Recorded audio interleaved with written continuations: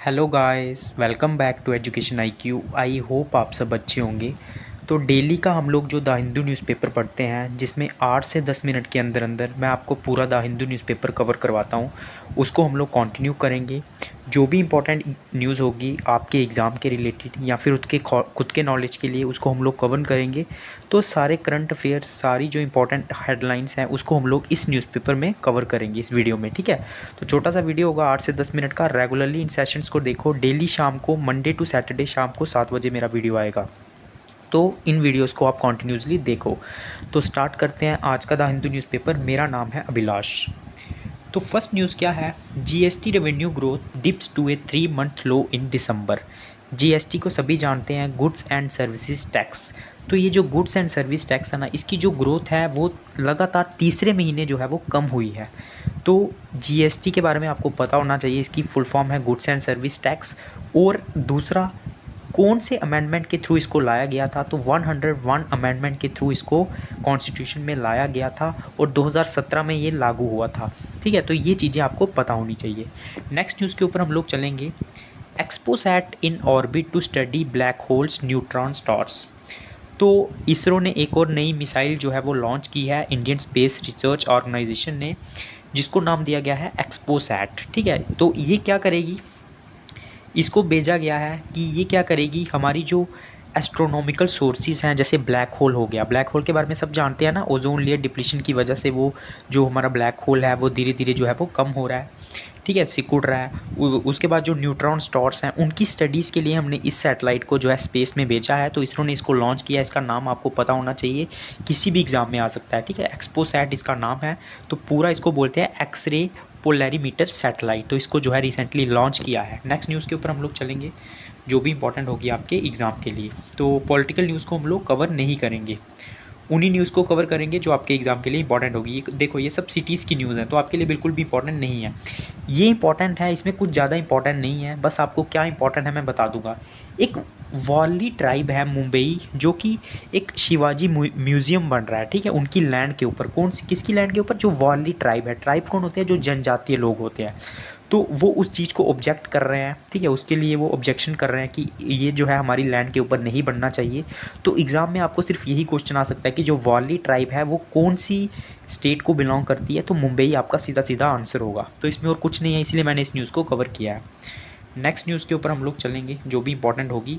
तो आज का जो द हिंदू एडिटोरियल आर्टिकल है ना, वो है इंडिया और कोरिया रिलेशन को लेके। साउथ कोरिया जो है ना, उसके रिलेशन और इंडिया के साथ उसके रिलेशन कैसे है, और कैसे जो है इंडिया जो है इसको इम्प्रूव कर सकता है। अभी रिसेंटली हमारे जो चीफ़ ऑफ आर्मी स्टाफ हैं, उन्होंने वहाँ पे विज़िट किया, तो उसके बारे में हम लोग पढ़ेंगे।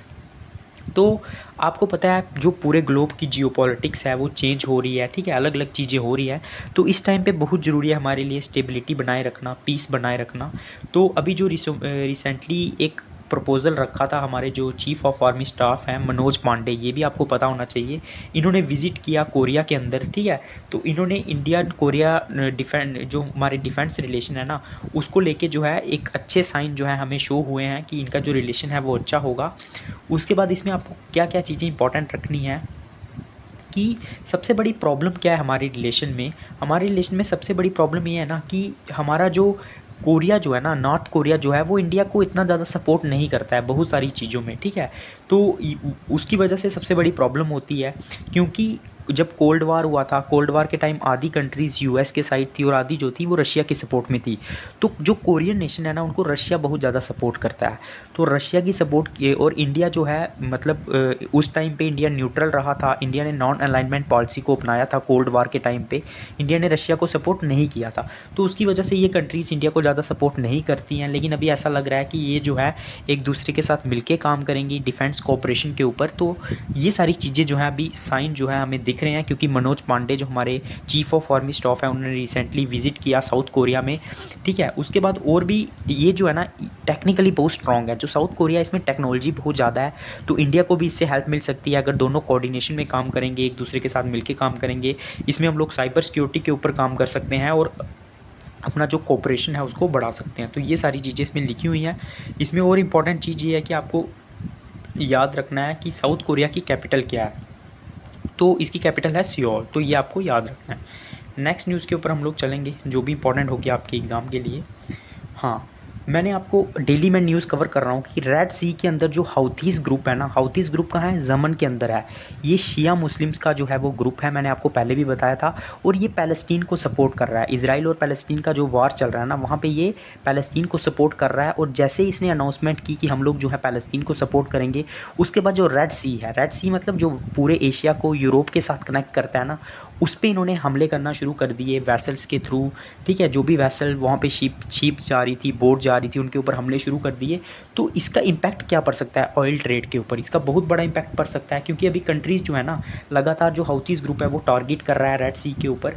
और ये एक इस्लामिस्ट ग्रुप है शिया मुस्लिम्स का, और इसको ईरान भी जो है इसको सपोर्ट करता है। तो उसके बाद जो है बहुत सारी कंट्रीज़ को प्रॉब्लम हो गई है। जो भी स्विस कनाल के थ्रू जो भी व्यापार होता था वो भी रेड सी के आगे आती है, तो वो सारा रुक गया है। और कंट्रीज़ जो है ना एक लार्जर रूट को ले रही हैं, ठीक है, दूसरा रास्ता ले रही हैं अफ्रीका के थ्रू, जिसकी वजह से हमारे जो प्राइजेज़ हैं ना, ऑयल प्राइजेज़ भी जो है वो बढ़ सकते हैं। और इंडिया को भी नुकसान होगा, क्योंकि इंडिया जो अपना मैक्सिमम एक्सपोर्ट करता है रिफाइनरिंग प्रोडक्ट का, उसको भी नुकसान होगा, क्योंकि वो भी सारा रेड सी के थ्रू जो है वो होता है यूरोपियन कंट्रीज़ में।